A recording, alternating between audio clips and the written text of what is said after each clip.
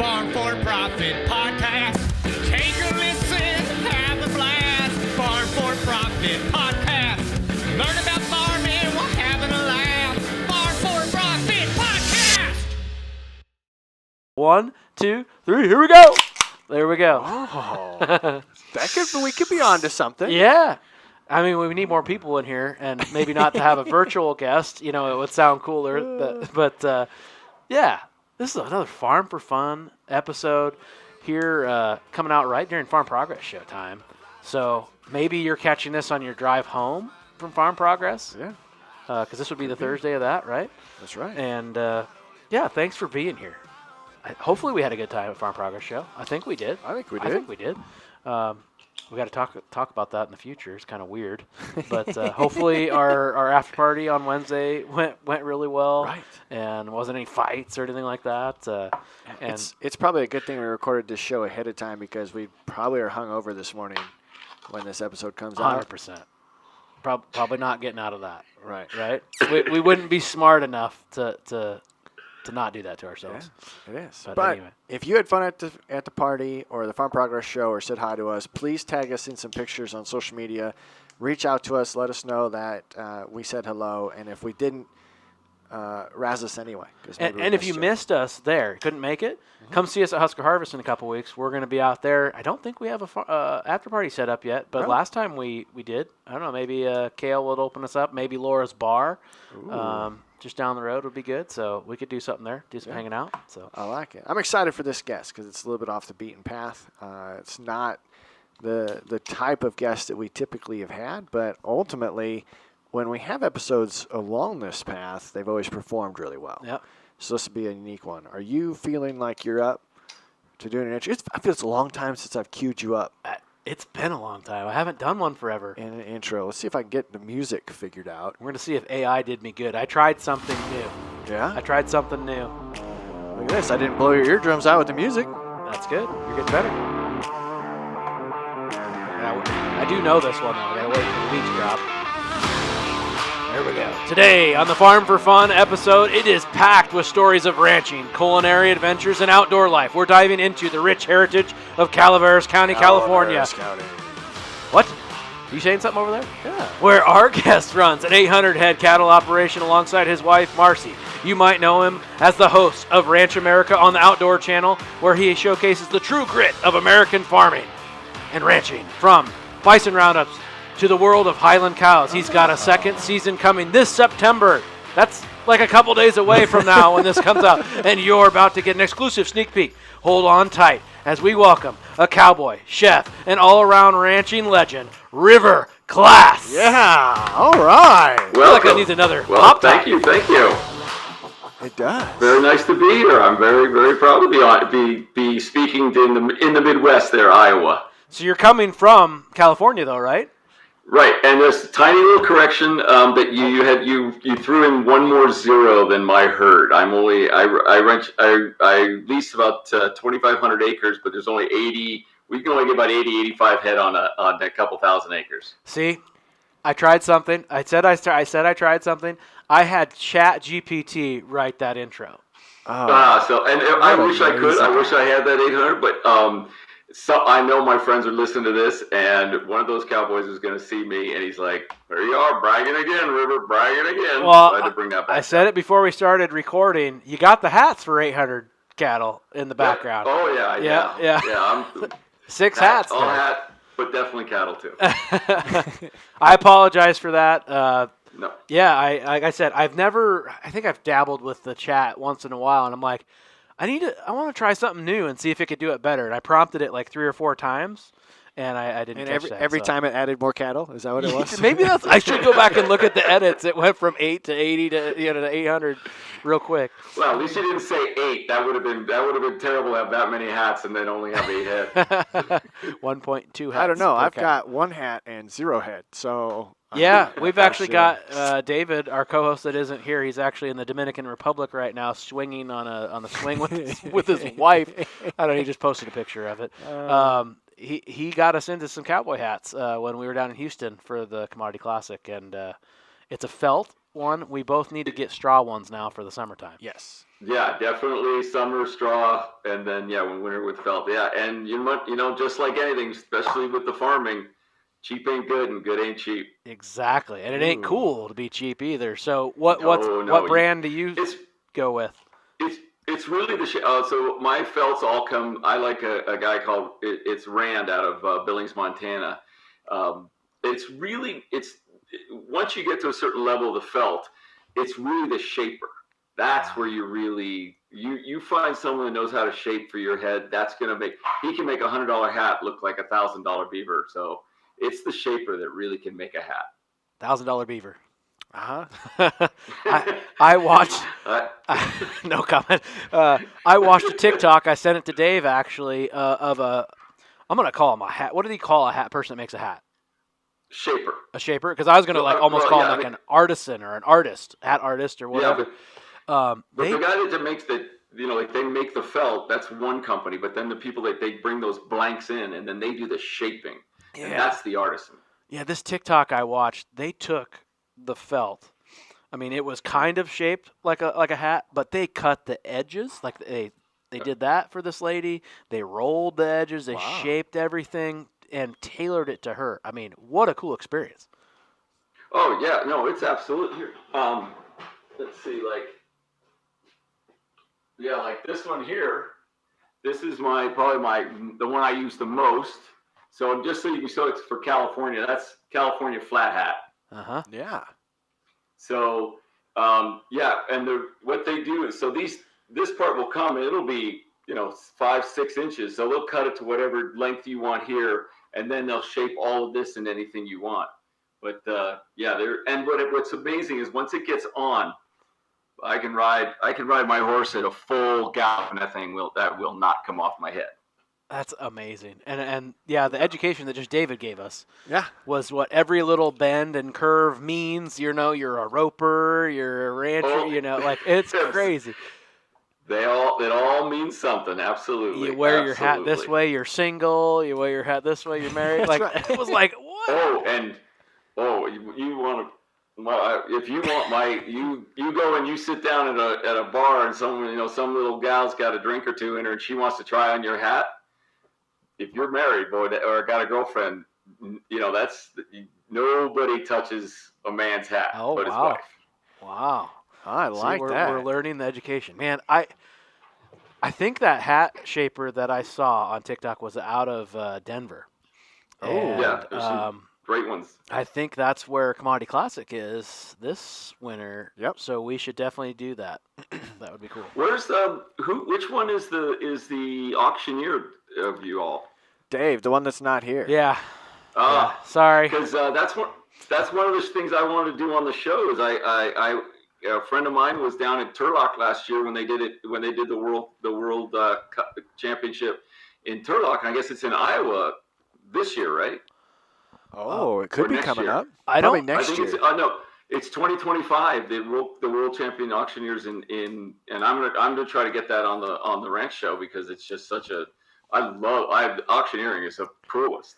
Dave would love to participate. He was just out in Pittsburgh, wasn't it? Pennsylvania. Yeah, and there's several world champion auctioneers because there's different classes and so there's because he said there was the just the livestock guys got together and he was doing I can't remember what he was doing, but that's the one that I was the livestock where they it was the World Livestock Auctioneer Championship. Yep. So. Yep, and Dave can do that too. Yeah, he would love to connect with you. Have you ever thought about auctioneering yourself, or do you? Oh, no. You know what I do that's a lot of fun is I like to announce at rodeos. I do them for my kind of rodeo, which is ranch roping, and then I have a couple of friends that raise bucking bulls, and so when they have when they're going to do the fertility or the yearlings. I love sitting there and just talking about them bulls and how they buck and how they spin and I mean, me to sit for a couple hours and just talk and make fun of people. Especially if there's going to be if there's going to be a raffle or something like that. I'll know everybody in the stands. I'll start razzing them to get some money out of their pockets. So that I like to do. That's good. Our listeners know that when I first met my wife, I told her I wanted to be a rodeo clown. And I got the shirt on for you. yeah, I could do it today. Just need a little face paint.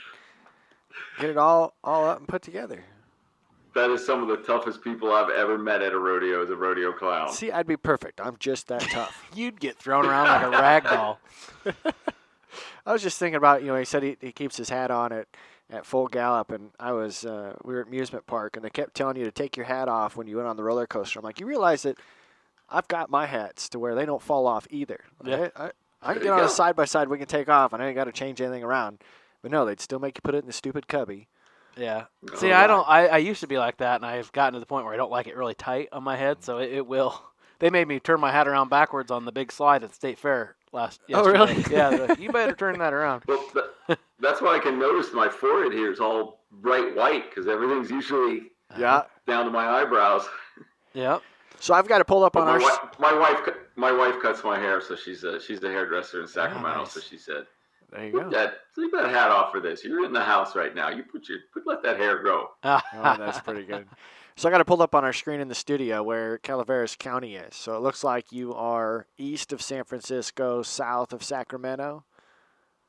Not necessarily south. I would say southeast. Okay. We're sort of the county between Tahoe and Yosemite. That looks right in the Sierra foothills. Yeah. It is without question one of the most amazing counties in California. I think we have 50 or 52. I'm not sure. It is. I moved here 35 years ago. We had one stoplight. I've been here 35 years. We're up to a record of 3. Oh, wow. So there's no highways. There's no freeways. We do have one Starbucks, so that's getting a little rough. Oh, yeah. But it's a real tiny, quiet little county that is very famous. 9 miles down the road is Angels Camp. That's where Mark Twain wrote about the Calaveras jumping frogs. Oh, yeah. And we still do every single year.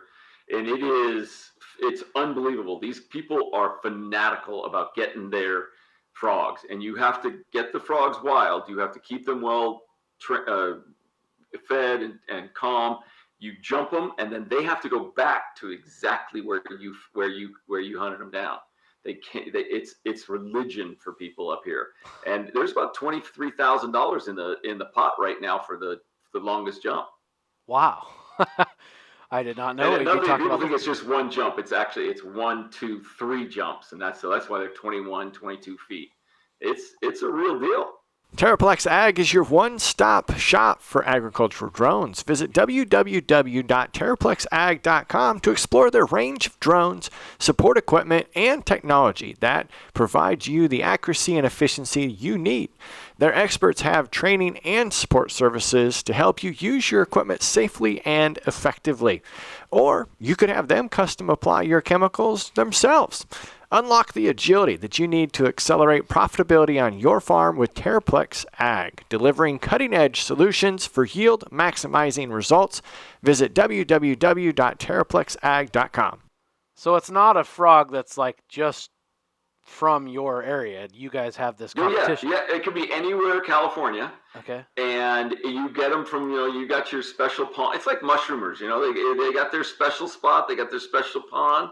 They'll collect up 10, 15, 20. They'll try to see which one has the biggest hop. Then they come to the county fair in May, and it's 3 days of jumping. And you try to get to we've had 8-year-old girls win the whole thing. We've had 65-year-old men win the whole thing. It is a remarkable competition. How do you tell them apart? Do they have like little frog jerseys or something? They jump one at a time. Oh, gotcha. I was going to say, can we sponsor a frog? Can we have a Farm4Profit jumping frogs? Well, it was actually, it was a real thing. A little tiny Angels Camp 9 miles down the road. Guys got a little bored. Back when ranchers and farmers could, take afternoons off and they didn't have to have 3 and 4 jobs. They, a couple of beers and nothing to do, and someone started betting on how far a frog would jump. And Mark Twain, then Samuel Clemens, was in town, and he saw it, couldn't believe there were some drunk guys betting on this, and he wrote this very first published thing about our town. That's amazing.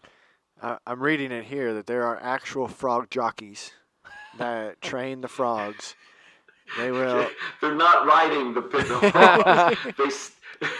They stand behind him and they do this like jump on, like behind, like make a noise, make a pump to get them to make their 3 jumps. Yeah, so it's a good frog jockey knows how to get the frog to continue moving forward in a straight line because the final distance is measured after that 3rd jump. So if they jump 3 times in a really big circle, you get a score of 0 feet. That's it exactly. And then right up the hill at the top, the other side of the eastern side of the county, we've got big trees. So here's a place where you can stand 20 feet from a tree that was around before Jesus Christ. Right. Were those to the stand redwoods? next to a tree that was 300 years old when Julius Caesar was just born. It puts weird things into perspective when you stand next to something like that. Is that the redwoods? Yeah, they're the big trees of Calaveras County. Okay. Wow. Because when we were down at the World Ag Expo, we went up and saw General Sherman. Yeah. And my Lord, it is anyone should do that. Everyone should do it. It's amazing. It just gives you a little bit. I mean, we're hopefully around for 80, 90, maybe 100 years. And that's not even that's a couple of seconds for these behemoth trees. They're 2,000 years. How many winters? How many storms? How many crazy events in life they've just stood there and are still alive. It's amazing to me. And they don't even know how old they can get because they die from toppling or storms or fire or something like that, right? Fire. Yeah. Well, fire's not so bad. They need fire, but it's usually something beetles or what happened to us is up there is us. We did it. Right. There's a really good story. One of the biggest trees, they still have the stump. It was used as a bowling alley. That's how long. It's like 30 feet in diameter. Wow. And the guys cut it down, so they cut through it. And now the cool thing is to watch something that's 30 feet in diameter, I don't know how many hundreds and hundreds of feet. Everybody wants to watch it hit the ground. Yeah. Well, you can't push it over when it's 30 feet in diameter. So you have to wait for the wind. So they're sitting around. Nothing's happening. They ran out of hooch. They walked down to the Camp Connell, about 4 or 5 miles. So, I had to walk down. It's going to take a couple hours to get down and get back. Grabbed some hooch, came back up. Tree was laying down. No one ever heard it fall. Huh. Oh, so that's the whole old wives' tale, right? Yeah. If a tree falls in the woods, does it make a sound? Yeah. Nobody knows. Not when you're drunk and going for more booze. It's a silent tree. So you hinted at it. Corey did it in the intro. You hinted at it saying you want to include auctioneers in it. Tell us about this TV show. Well, yeah, I think it comes out with a real straightforward premise. I'm in the market. I'm in my restaurants. I'm in my market. I see people ordering ribeye, looking at the ground beef at the market, and there's a disconnect. They don't understand what it took to get that red meat from the ranch to that market. And you've had some great guests in here, some backgrounders. We call them backgrounders, feeders. I'm a cow calf. I'm actually the whole way. I go cow calf, and then with some of my steers, I help, and they go right into the restaurant. Some I take to market, but I have a closed herd because they work really well on my. They make a great grass finished beef for my thing. But I just knew that people had no idea what it takes to get this beef to market. What it takes to take a live animal that's not confinement. Chickens are confinement. Hogs, as you guys know, some hogs on your properties. Yep. Hogs are confinement. Cattle you can't confine cattle. Not with what they're running in Wyoming and in Montana and Texas and all over California. So you've got these guys and gals, some of the best cowboys in the world I know are cowgirls, that are working for at least 20 months, 24 months to get them to market. I go 30, 36 months.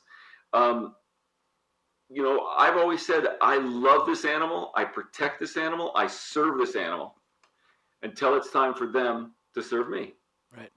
And I just was telling some people in my restaurant about how, I'm not a big hunter, love fishing, but when I put them steers that I've known, I know their grandmothers, their great-grandmothers, great-great-grandmothers, when I put them in my trailer and take them to market or take them to slaughter, just like anyone who hunts, but I don't take it for granted. I'm grateful. I know where it's going, and I wanted to make a show that showed just how you're getting that beef into that big box store or that local market or that farmer's market. That there's ranchers, that there's farriers, that there's auctioneers, there's livestock markets, there's saddle makers, there's hat makers. It takes every one of these people to get those calves healthy enough that they can go and get slaughtered, get processed, and get one of the most nutrient-dense meats for us to eat and enjoy and satisfy us. Yeah. It's a big story. So I do go to a lot of ranches, and I meet a lot of ranchers. And man, I got the statistics. I mean, the average ranch in America, 1,200 acres, 50 head. Right, number one protein in America is beef, and 88% of the ranches are only 50 head, average 50 head. And it's not a full-time job anymore. You guys talk about that all the time. Everyone's got to have, we call them town jobs. They're welders, farriers. I tell everybody every time, man, if every morning I could get up, go load my best horse, put him in that trailer, run out to the ranch and just check fence all day, doctor a couple of cows, get some pink eye, maybe a hoof, put that horse back in the trailer, crack a beer, and come home. Oh, that'd be a job I'd do. I'd be the happiest job I could ever do. I would be living in a tent. My wife would leave me. It's just not a way. It's not feasible anymore. Now, wait a minute. You're a rancher and a TV star, and you said you have restaurants. Yeah. So what are you? What is River? So I started, and now I'm first gen rancher. So let's be clear about that. I'm what I say this all the time. I'm a wannabe cowboy, but then again, I don't know anybody that doesn't want to be a cowboy. That's fair. I took and started a restaurant when I was 29 in the littlest town I could find, so that I could get out of that kitchen, get home, ride, help some friends on their ranches, rope, just be a cowboy. And I loved it. I loved doing it. And I thought I'd always worked in restaurants growing up, and so I knew how to do it. I thought that would pay the bills, and I'd have fun after that. The restaurants did well. Well, the first restaurant did well. The second one I opened up 19 feet away. One's kind of real fancy. That's a whole story, man.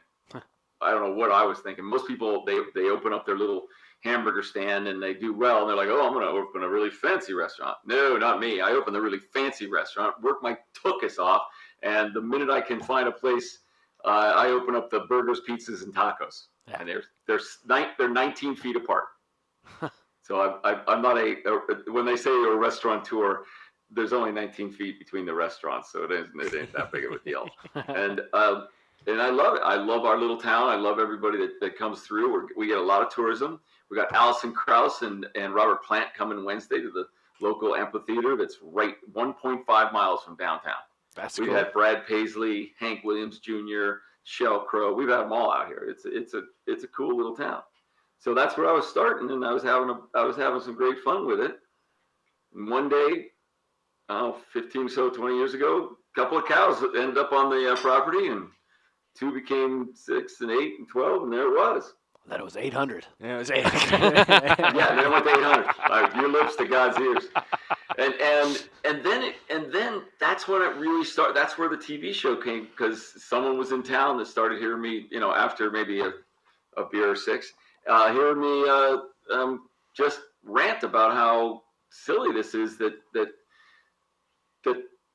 beef is so intense, so hard to raise. There's so much USDA inspection to be able to sell them in the markets, to be able to sell them at my restaurants. And I just, if nothing else, if people watch this show and they see the guy that builds bells so that we can find the cows when we got leased property up in BLM, if they can just, when they stand there in front of the market and they're looking at ribeyes or tri-tips or something, and they just take a small moment and go, somebody somewhere worked their ass off to grow that beef and get it here. Yeah. They really did. You know, we've talked with quite a few people that say they started their social media channel for this reason. They wanted to educate the consumer. And this will be the first time I think that we're ever talking to someone who has their own TV show that started the TV show to educate the consumer. Maybe Rob Sharkey to an extent, but ultimately I think it's fascinating to learn the why behind why you started that and appreciate that. Do you think it really matters? Do you think it's making a difference? I can only tell when I get the connection to people, and let me be real clear. I'm on the outdoor channel, so this is a lot of Midwest. A lot of guys that are over 60. This is not they're working on streaming. Man, I can't tell you how many of my local cowboy friends are in their 20s and 30s, and they're like, all I got is YouTube when I get to cow camp. How can I watch it? I'm like, here's a thumb drive, brother. We can write it. You can watch it that way. So when I'm in the airports or I'm in a farmer's market and someone comes up to me and I get to engage with them, and especially the second time I get to see them, and they take the taste of the meat and they appreciate that they know the guy that grew it, what the guy did to grow it, how much physical connection I have to have with my animals. And it's not me. And I will never disparage between grass-fed or corn. We all work really hard to raise them animals. It's all delicious. And if someone watches this and they take a small pause, maybe at the plate, bow ahead a second, I think that's everything. I think it's important. I think that we can't take it for granted. 1% of America is growing all the food for all Americans. You guys know that. That's what you guys do. All of the people that you bring on your show, people, they think, oh, look at these guys in their brand new, Fords and Chevys. They must be making a bunch of money. I'm like, well, when I got 3 of my most expensive horses in the back of my trailer, and I'm 400 miles on a gravel road, the last thing I can do is have a 1977 Chevy break down. Right. Yeah, you need the reliability. So, yeah. So I kind of did it backwards. I just got laughed right out of a restaurant the other night with some friends who went to my Instagram and found out that I had a whopping 158 followers. Huh. So I haven't quite taken that stride to make. And even though we're in our second season, we've started our third. We're already filming our third season, so we're already going to go on that. I haven't taken the time to. What was I thinking? Oh yeah, Instagram River Klass at Ranch America.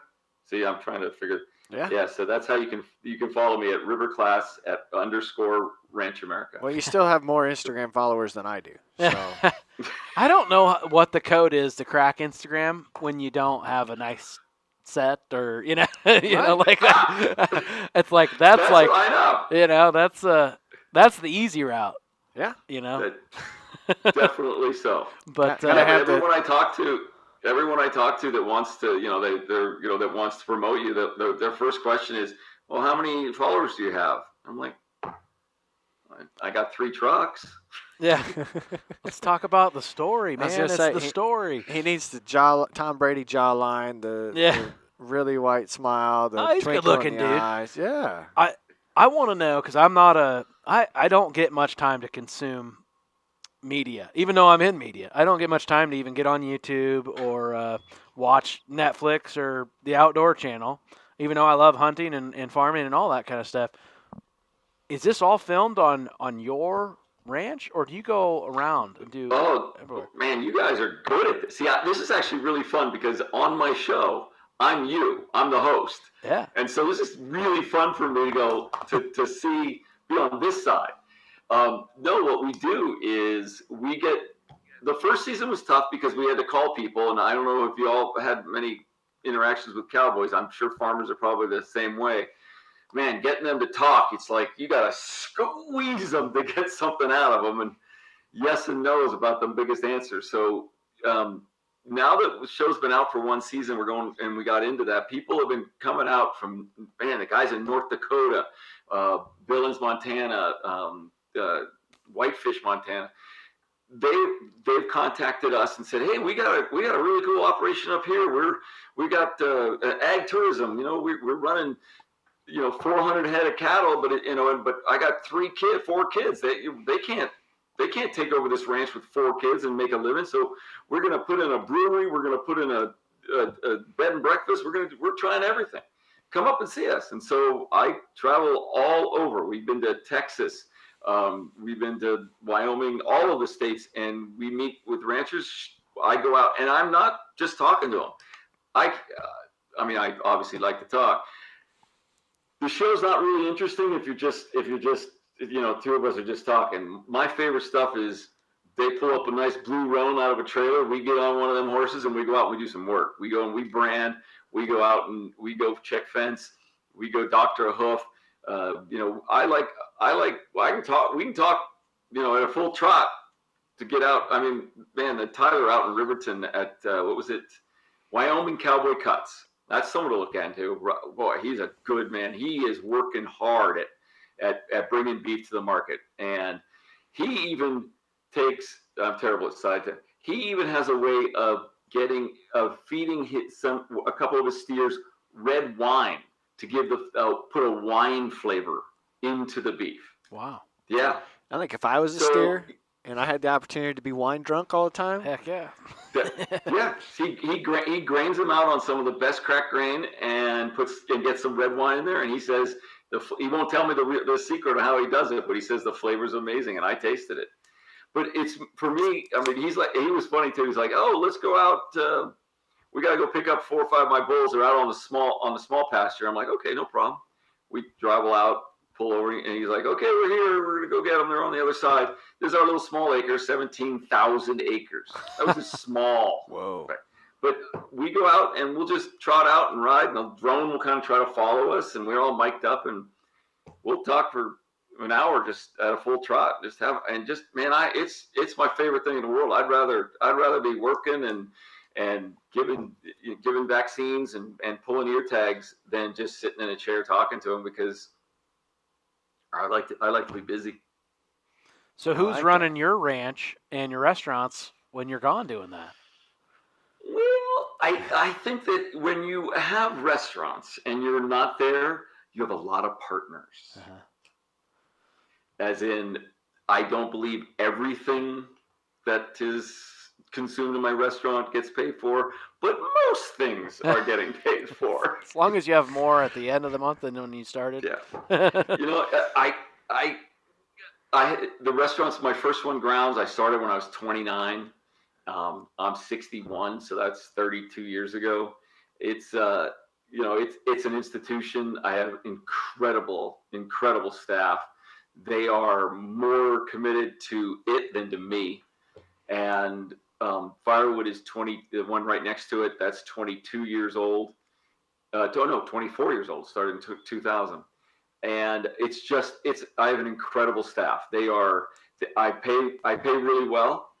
Luckily, because of the restaurants, because of the TV shows, because of ranching, I long ago, and that I am really good at living below my means. Really good.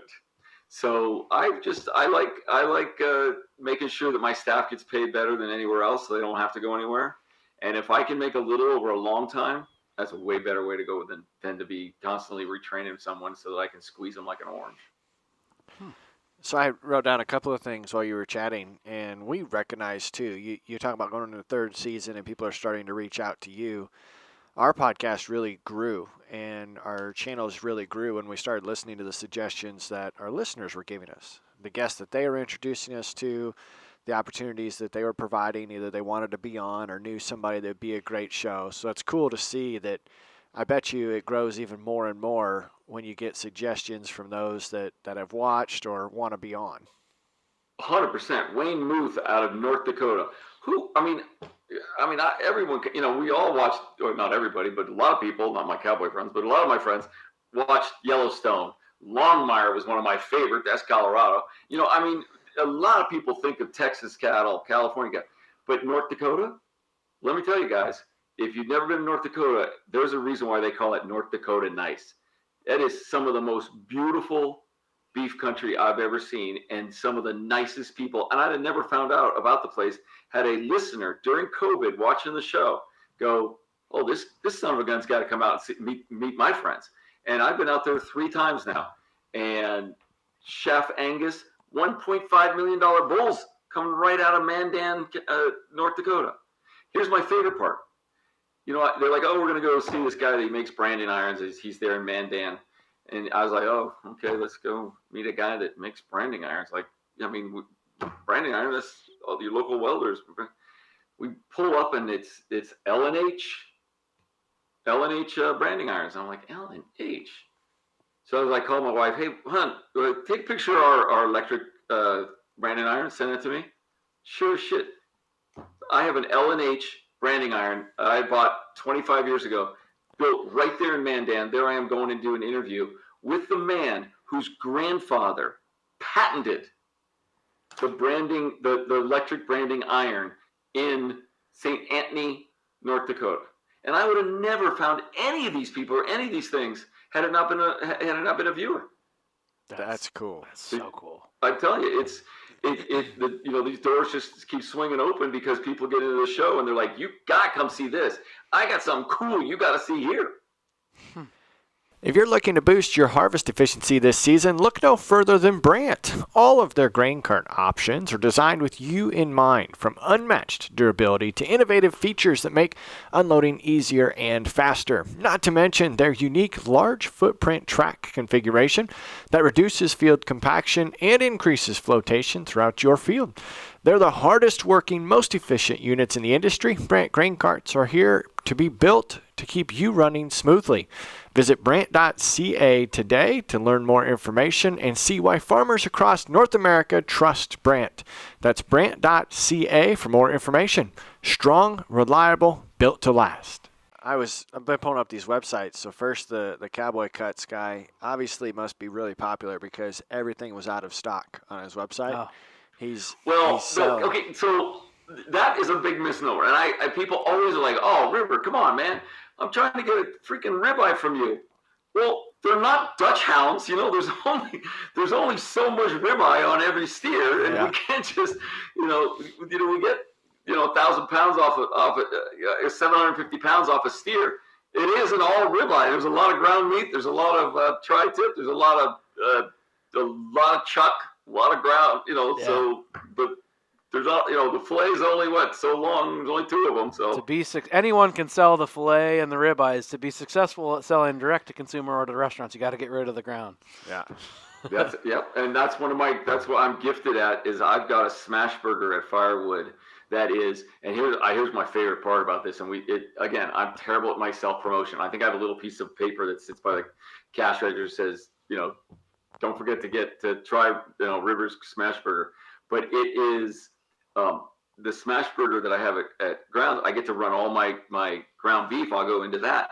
But I take my steers and I grind the whole animal. Wow. From tail to cheek, whole thing. So the ribeyes, the fillets, the tri-tips, the brisket, whole animal. And I'm telling you, I don't know if I would do it if I was selling it, but because I've got the economy of scales, the flavor of the burger, having all of that, the real high-end meats and then the chucks. Oh, I'm telling you, it's one of the most addictive hamburgers I've ever had. Sounds like a shirt. Tail to tongue. Tail to tongue. That's what we need. Tail to tongue. Tongue to River Smash Burger. Well, tail to tongue. I didn't want to put the tongue in there because we sell the tongues a lot. No, it's tail cheeks. Tail to cheeks. Okay, got it. Or cheek to cheek. How about cheek to cheek? There you go. There you go. Cheek to cheek. Yeah, I'm writing it down. Cheek to cheek. Do it. I always grew just FFA 4-H cattle growing up. Showed a pen of 3, pen of 5 down at the county fair, and we always had one of my friend's moms grew up on tongue and liver and all that. She would take it out of everything because no one ever wanted it. Yep. She would take it. No. Loved it. Around here we get because of all of the different nationalities, our valley with all the growers down there, with Portuguese and the Armenians and the Mexicans, everyone, all these amazing people that all live and work in our valley. All that offal goes really fast. They make a lot. Those guys that run that stuff through. Tongue, I absolutely love tongue. Tongue makes a great taco. I'd love to try that. Nice. I didn't even think about that in a taco. Tongue taco. Well, so here's something that people need to think about is we think of beef as, the ribeyes and the fillets as being the best ones. Anything that gets the most blood, so you got your cheeks, your tail, your shanks, the more blood the muscle gets, the more flavor it has. The problem is you ain't going to get it medium rare. Right. Those are all slow cooked, long cooked. So tongue, cheeks, shanks. Oh, these are my favorite. That's my favorite thing. And people are like, oh, but I don't like to roast in the summer. I'm like, that's why we make tacos, buddy. Yeah. Throw it in a crock pot, let it go all day, come home at night, taco. Yeah, that sounds good. So are those your favorite cuts, or is there one that you haven't mentioned yet? My most favorite of all cuts, the one I keep, it used to actually call the butcher cut, is the hanger steak. It's unbelievable, and it's really fun. And then that's another thing I want to show in this show, and I really made this come up. We've gone to several custom butcher shops because that's going away. That's another art form that is a guy that can really butcher, can really break down an animal. I mean, if you take it to someone who does a schlock, you're gonna lose a lot of weight, and that's meat going out his door, out on the floor, going away, and not into your pocket. But you get an artist, man, they are gonna cut that animal so well. And there's these little slivers like a hanger. It's just this tiny little hanging piece of meat on the inside of the ribs, and it gets so much. It's almost purple. It's such a dark meat. But you can, and it's real sinewy this way. You can put that on a grill real quick, and you cut across the grain. Oh, fabulous flavor! Now I'm hungry. I know. I think the same thing. But and I think there's a lot. I mean, like that's where like flat iron and flank steaks. Those were no one used to cut those because the butchers used to take those home. Yeah. The top sirloin and the big roasts were what Mr. and Mrs. were buying to bring home, and so the butcher, he was bringing home the bovette and the flap and the flank, and that's what they were bringing home to cook at home, and those are some of the best cuts there are. That's awesome. How did you get started with a TV show, and was this your first TV show? Yeah. Oh God, yeah. I was I was in LA. I did spend about a year or two down in LA when I first got the California way, and I was like, oh, this is a terrible place to live in. And I knew that there was no way that I was going to be an actor, or that was not going to be in my way. But you had aspirations of that? You went there thinking that? I don't think anyone. I'm not shy about being famous. I don't have any problem with wanting to be that. Yeah. But I didn't want to be an actor. I just wanted to go right to the movie star, and that wasn't going to happen. And I just couldn't. I just didn't like LA at all. So that didn't work out at all. I really when I got to Los Angeles, and sorry to everybody that sees this and talks or listens in LA, I'm sure you got one or two people. Maybe one. Probably one or two. That's a tough town down there. And when I found this little town of Murphy's in Calaveras County with its one little road, it had 3 wineries at the time. We're about 20 now. I was like, this is heaven. There was no good place to eat. A hotel, great place, lovely place. Mark Twain, Ulysses S. Grant, Susan B. Anthony, they'd all stayed there. I was like, this is home. I'm staying right here. And I was like, well, the only thing I know I can do is for very few dollars, I can throw a grill down and espresso machine, and I can put a keg of beer up, and I can start slinging food. And it was easy. I've never been a 9-to-5er. I just like your show. Did a couple. One of the shows maybe it was on the June 10th or one of them. guys like us, that 9 to 5 things never really worked. I get up and I'm going to either go this way or I'm going to go this way, or this one, the problem's going to happen here and I'm going to go there and then I'll go way over here. So that all worked out. And the TV show was a complete fluke. A producer out of Sacramento. There's one producer in Sacramento and his partners in Huntsville, Alabama. They have Dead Meat, which is a TV show where he goes and kills the most bizarre animals like iguanas in Florida and parrots in South America, and then they cook it, and it's not for the faint. And he then made another show. They made another show called Fishmonger that did really well, that said how tough it is to fish these days on both coasts. The fishermen they really get their butts kicked trying to get fish to market. Right. And he was like, and the producers were thinking, there's got to be something about this. And he happened to be up here on vacation, and he heard me rant and raving about it. And he's like, this is our guy. And we did a screen test.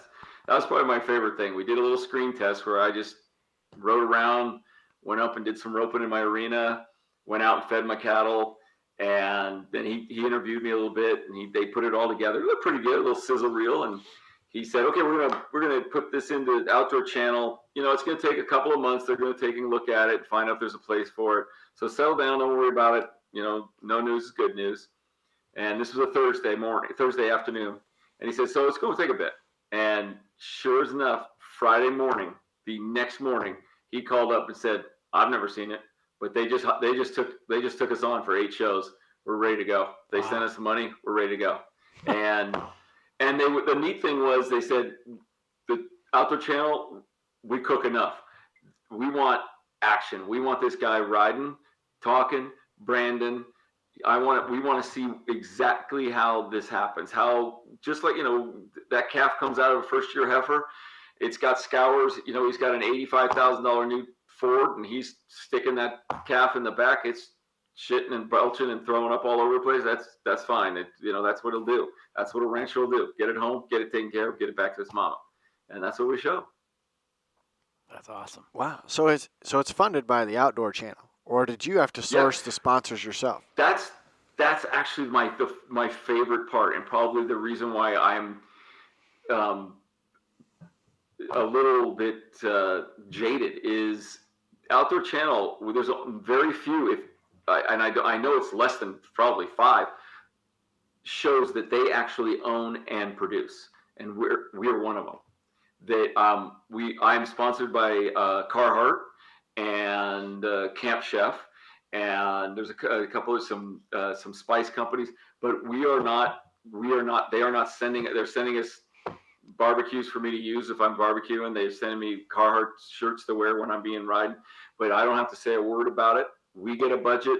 The budget's here. We go out and we shoot the shows.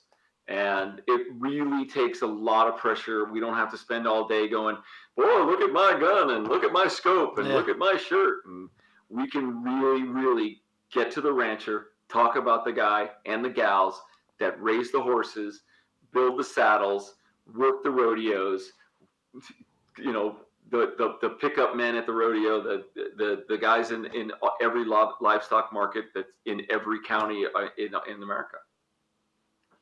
So it's fun for me. That sounds fun. It sounds fun for anybody.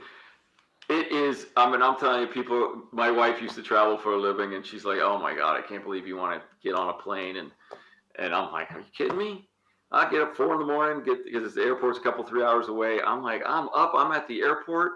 Oh, it gets delayed or it gets canceled. I'm like, I'm in an airport. There's magazines and restaurants everywhere. I got nothing. I can read a book, and I don't get this kind of time to do nothing. Yeah. And then I get to meet the most fascinating people. And I'm telling you, I'm not 5th, 6th generation. I'm first gen. So from 1 to 10 being your 6th generation rancher, and 0 being all hat, no cow. I'm about a 2 or 3. So I got the cattle. I've roped. I got a couple of buckles. I got a bunch of horses, but I'm still learning every minute of every day. And just the other day, I was in South Dakota, and we were doctoring on some cattle, and they had pink eye. And now here we pink eye, we have a medicine we put a patch over our old Levi's. We cut our old Levi's out and we glue a patch over the eyes. These guys were showing me how they take their LA 200, which is an antibiotic, and they can stick it right into the muscle right above there. And I'd never seen it. No one had ever taught. I'm usually by myself. I'd have to be out cowboying with someone and see them do it. I'm sitting right there. I am learning every time. When in California, we do head and heel. So we get all the calves in with their mamas. Everything's nice and calm. We want to keep beef on the cattle. We want them to stay calm. We don't want any of the adrenals going. Stay easy. So we walk in quiet. We throw loops on the calves, head them up, kind of give them a little tug out, heel them, drag them to the fire, brand them, castrate, tag them. They're right back to their mother. Now I'm over here in the Dakotas. They drag and heel. Man, we did 350 calves in a couple hours. You had 5 or 6 cowboys in there. They're just grabbing the heels, and they'll pull them out. There's a whole line of guys. That minute that calf gets out there, they're on it. They've stretched it. They've got someone's got the vaccine. Someone's got the castration. They got a crayon to mark so you can see if the calf's done. You'll never have to guess. And they are going. And I was like, this is brilliant. They're back to their mothers even faster. I love that kind of sharing of information and thought. Now, when I was in there doing the branding and I kept grabbing one heel and instead of 2, and I pulled my calf up and I said, I only got one heel. Is that okay? And he said, well, it's okay. It's not good, but it's okay. That's what Corey tells me all the time. He says, you're okay. Not good, but you're okay. It's not good. That's the coolest part about this. For me is unbelievable. I mean, that's what's so cool about media in general, social media, whatever, your show. You're learning from people across the country that you would have never had a chance to before. No possible way I would ever get to Riverton, Wyoming. This place you have to go a long ways to get nowhere from that place. And Tyler is one of the nicest guys I ever met. And I learned more about beef from him and his 2 daughters than I've ever done. It's incredible. Mm-hmm. Man, that's so cool. I was saying, it sounds like a dream. So what you got a new season coming out. Obviously the first season is out. What can we look forward to this season? And then on September 27th, the second season airs. It's going to be fun. We do a couple things. Anthony Thomas, who's a NFR bareback rider, which that's just anybody that bareback rides. They're crazy. That's just insane. Yep. Insane. Yep. I couldn't even practice on his little wooden dummy to try to hold my feet up in the mark out position, and then get my glove in, and then try to get that glove out. And I'm only on a sawhorse. Yeah. I don't know how these guys do it, but he's got a cattle company and he's selling beef, and to go around with him, Jace Angus, a saddle bronc rider. We're going to be Benny Paulson, who's an NFR bull rider. He's doing regenerative ranching. We're all over, and we really get to meet some people. And the main thing is a lot about what you guys have been doing on your show.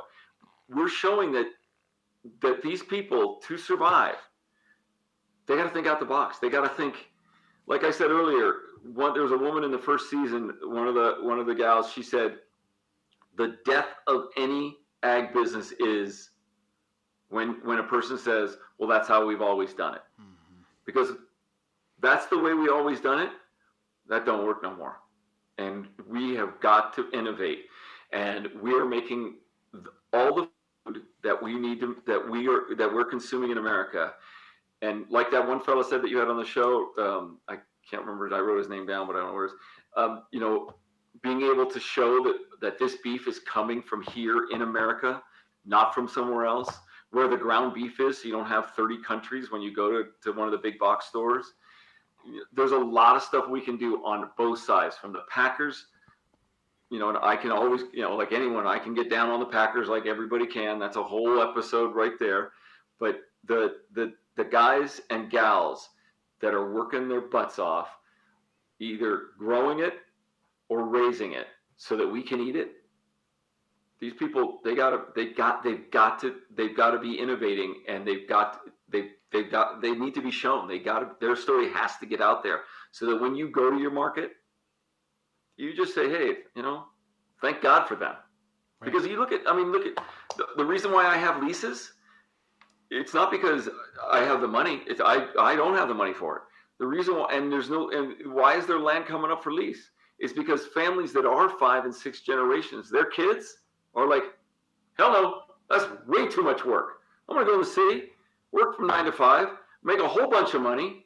No one's calling me on a Saturday night because my calf's out on the highway. No one's calling me because my heifer's, needs to have a calf pulled out of it.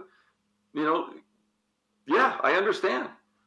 But like you say, and like a lot of your guests say, it's a virus, it's in, and I wouldn't do it. I wouldn't have it any other way. That's great.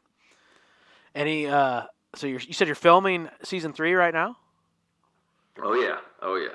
Give us an exclusive. So we're talking about season 2 right now. That's what we're promoting. Yeah, but what's going to be cool 3. about season 3? I'd have to say one that I know that we're working on right now is a ranch, Sea Punch Ranch out of Lovelock, Nevada. 1.5 million acres. Whoa. And the guys and cowboys that work that, it's just amazing. Their horsemanship, the way they handle and treat the animals, the love that they have for the animal, and they don't own. They are just working cowboys. It is the truest. It's the truest Yellowstone you're going to see. It's real bunkhouses. There's not going to be any girls in the bunkhouses. Well, there's one lady, she cooks, but I bet she's damn good at it too. She's not a barrel racer. She's not a barrel racer. She's not a barrel racer. We've heard about them. That's good. You know what fascinating to me is I'll go out all week with these guys, and we'll up at 3:30. Get them horses all saddled up, get them fed, get a little something breakfast in, and get out and work all day, roping, chasing cattle, fixing fences, driving the truck.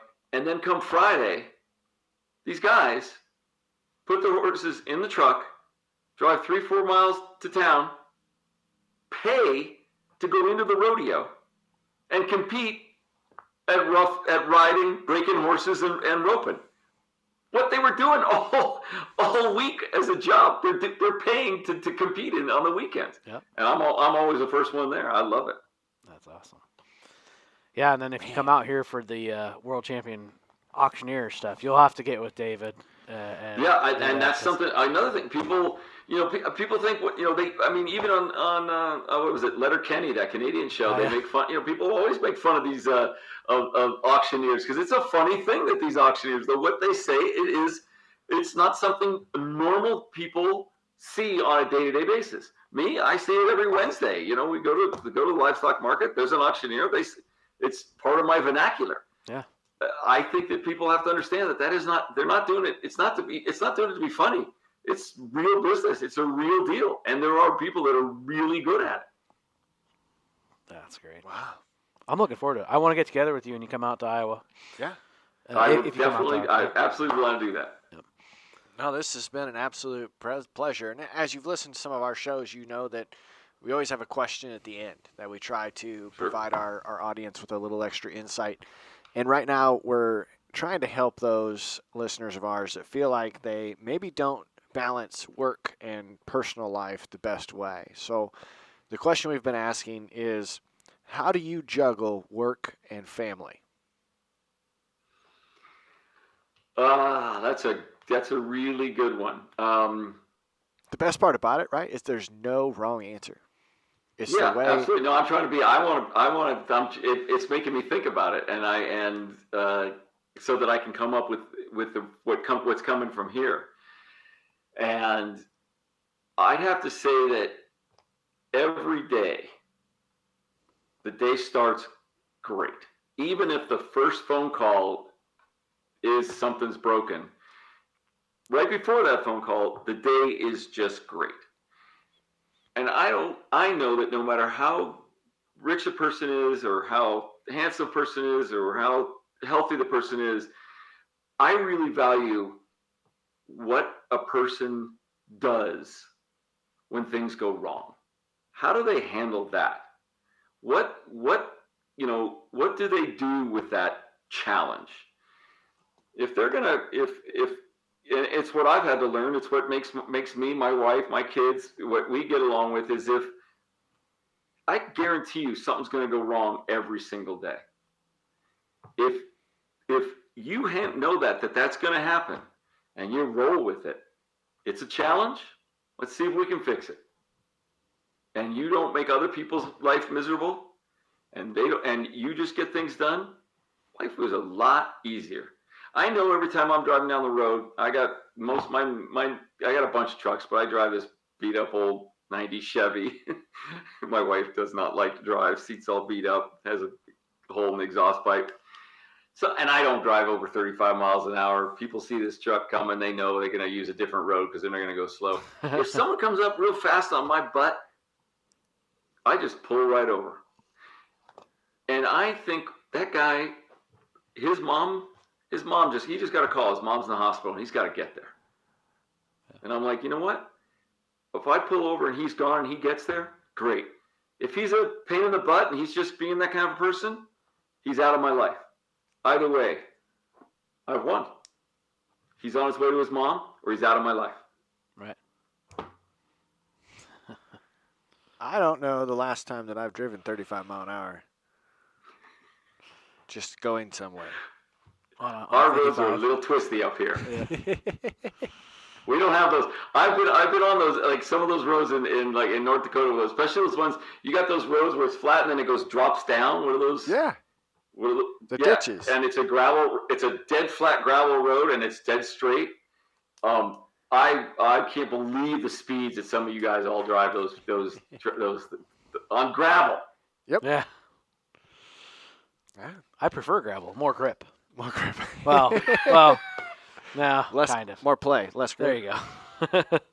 It depends on if it's icy or not. We were going down the road, and the old guy that was driving me, he goes down into the little divot and then goes out onto the pasture. And when we came off and we went down that side, man, I puckered. I mean, it was steep.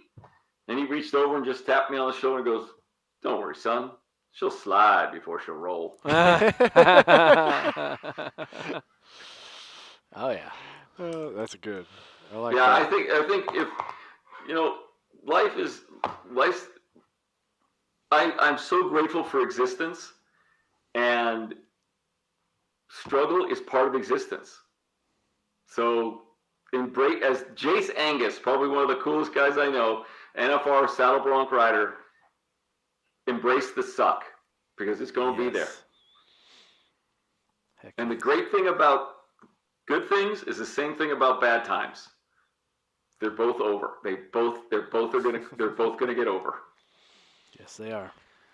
Oh, that's good. That's a good way to end. And I hope this isn't the last time that we chat because I had a lot of fun. I hope not too, gentlemen. Yeah. It won't be. He's going to make me go watch TV, and I haven't watched TV for a long time. So how do we watch it? Nope. How do the listeners watch it? So definitely River Klass _ Ranch America.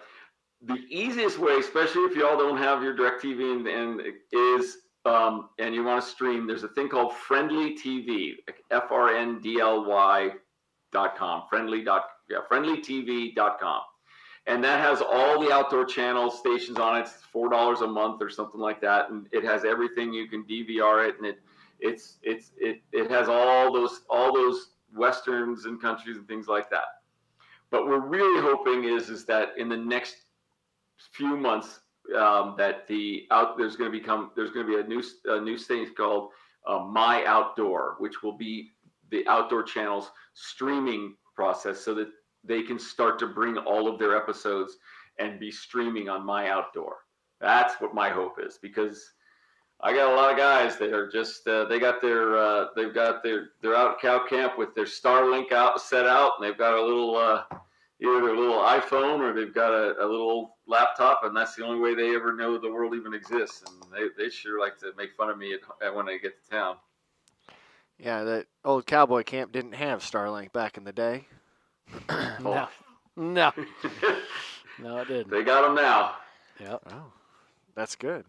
Well, thanks again. We appreciate. Yeah, but I would love to see you guys again. I especially like the idea that we can't make ranch over here and farm over there, man. I think that we're all raising. Every plate I got, it's gonna have some asparagus, it's gonna have some corn, it's gonna have something on it, and it's gonna have beef on the side of it. And I put butter on freaking everything. So Yes.